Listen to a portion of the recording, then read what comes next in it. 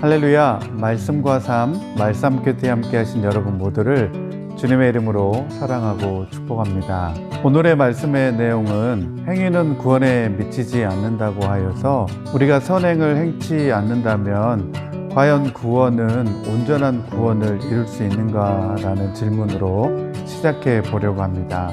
마태복음 25장에 보면 양과 염소의 비유에서 보듯이 우리가 선행을 행치 아니하면 예수님께서는 지옥의 심판을 받는다는 것을 말씀해 주고 있습니다.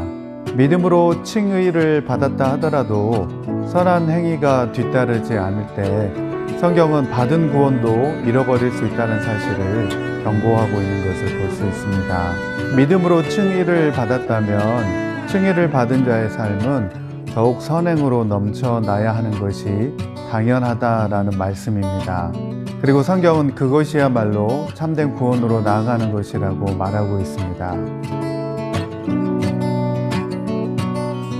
영국에 사는 7살 소년 제이스. 4년 전 제이스의 아빠는 갑작스럽게 세상을 떠났습니다. 아빠의 생신이 다가오자 아빠가 계신 천국으로 편지를 보내기로 말이죠. 제이스는 엄마인 테리에게 물었습니다. 엄마, 천국에 편지를 보내면 아빠에게 배달이 되나요? 그럴걸. 테리의 말에 제이스는 곧장 아빠를 향한 그리운 마음을 담아 편지를 썼습니다. 그리고 편지 봉투에 이렇게 적었죠. 우체부 아저씨께 이 편지를 천국에 계신 우리 아빠에게 전해주세요. 엄마 테리는 아이의 마음이 다치지 않도록 하는 수 없이 편지를 우체통에 넣었습니다. 그로부터 며칠 후 제이스의 집으로 뜻밖의 편지 한 통이 날아듭니다. 바로 영국 왕립우체국에서 보낸 답장이었는데요. 편지에는 이렇게 적혀 있었습니다. 친애하는 제이스, 귀하가 보낸 편지는 천국에 있는 아빠에게 무사히 도착했습니다. 천국에 있는 아빠에게 편지를 전달하는 과정은 쉽지만은 않았습니다. 별들과 은하계를 피하는 것은 어려운 도전이었으니까요. 하지만 이 우편물이 제이스에게 얼마나 중요한 것인지 알고 있기에 우리는 책임지고 배달을 완료했습니다. 앞으로도 천국에 우편물을 안전하게 전달할 수 있도록 최선을 다하겠습니다. 아빠에게 편지가 전해졌다는 말에 제이스는 세상을 다 가진 듯 기뻐했습니다. 그런 아이의 모습에 엄마 테리는 조용히 눈물을 훔쳤죠. 테리는 이 사연을 사진과 함께 SNS에 공개했습니다. 그리고 말했죠. 무시할 수도 있는 편지였을 텐데 한 번도 만난 적 없는 제 아들을 위해 애써주셔서 감사합니다. 저는 원래 사람을 잘 믿지 않는 편이었습니다. 하지만 이제 저는 인간에 대한 믿음을 갖게 됐습니다.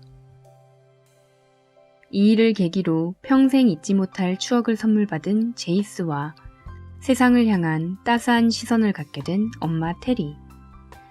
누군가 베푼 아주 작은 친절이 누군가의 삶에는 커다란 영향을 미칠 수도 있습니다. 오늘 말씀 열왕기하 4장 말씀에 보면 섬김이 가져다 준 축복에 대한 말씀을 살펴볼 수 있습니다.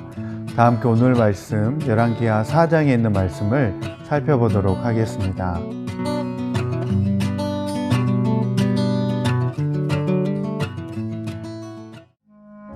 열왕기하 4장 8절에서 16절 말씀입니다. 하루는 엘리사가 수넴 마을을 지나가게 되었는데 그곳에 한 부유한 여인이 있었다. 그가 엘리사에게 음식을 대접하고 싶어하여 엘리사는 그곳을 지나칠 때마다 거기에 들러서 음식을 먹곤 하였다. 그 여인이 자기 남편에게 말하였다. 여보, 우리 앞을 늘 지나다니는 그가 거룩한 하나님의 사람인 것을 내가 압니다. 이제 옥상의 벽으로 둘러친 작은 다락방을 하나 만들어서 거기에 침대와 탁자와 의자와 등잔을 갖추어 놓아둡시다. 그래서 그가 우리 집에 들르실 때마다 그곳에 들어가서 쉬시도록 합시다. 하루는 엘리사가 거기에 갔다가 그 다락방에 올라가 누워 쉬게 되었다. 엘리사가 자기의 젊은 시종 게하시에게 수넴 여인을 불러오라고 하였다. 게하시가 그 여인을 불러오니 그 여인이 엘리사 앞에 섰다. 엘리사가 게하시에게 말하였다. 부인께 이렇게 여쭈어라. 부인, 우리를 돌보시느라 수고가 너무 많소. 내가 부인에게 무엇을 해드리면 좋겠소.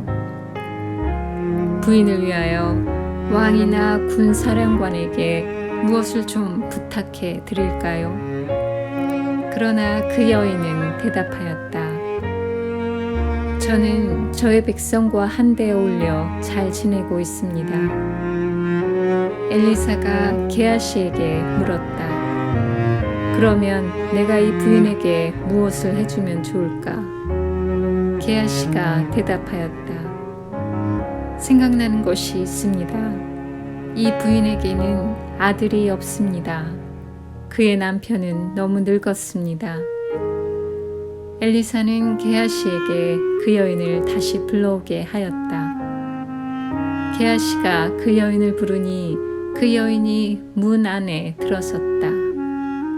엘리사가 말하였다. 내년 이맘때가 되면 부인께서는 품에 한 아들을 안고 있을 것이요. 여인이 대답하였다. 그런 말씀 마십시오, 예언자님. 하나님의 사람께서도 저 같은 사람에게 농담을 하시는 것입니까?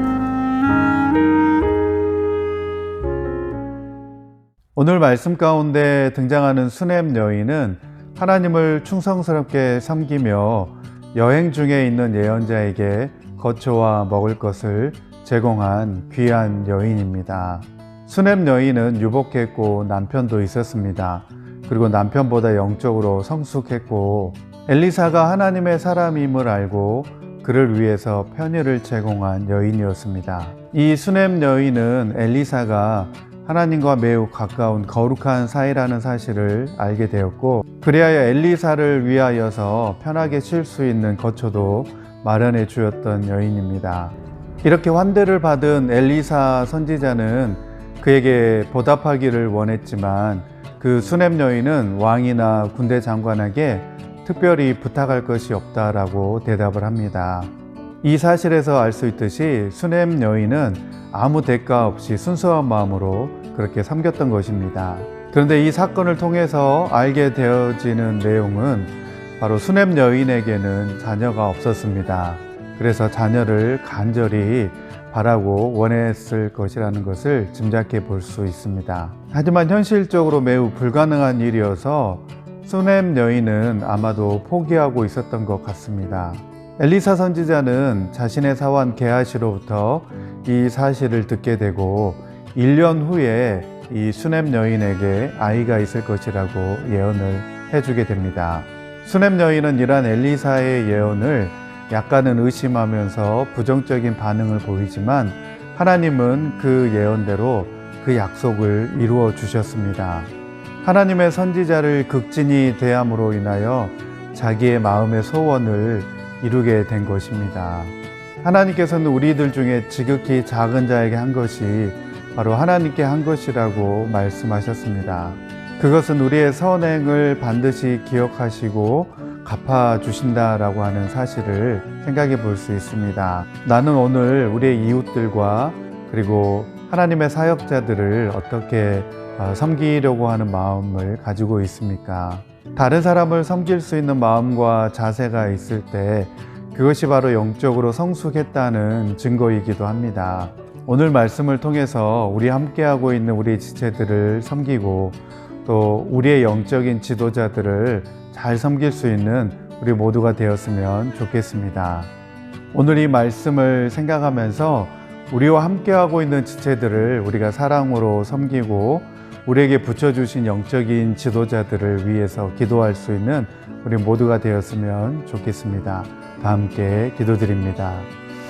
하나님 아버지 감사합니다. 우리의 선행과 섬김을 기억하여 주시고 이 땅에서도 또 하늘나라에서 반드시 보상해 주시는 하나님이심을 감사드립니다.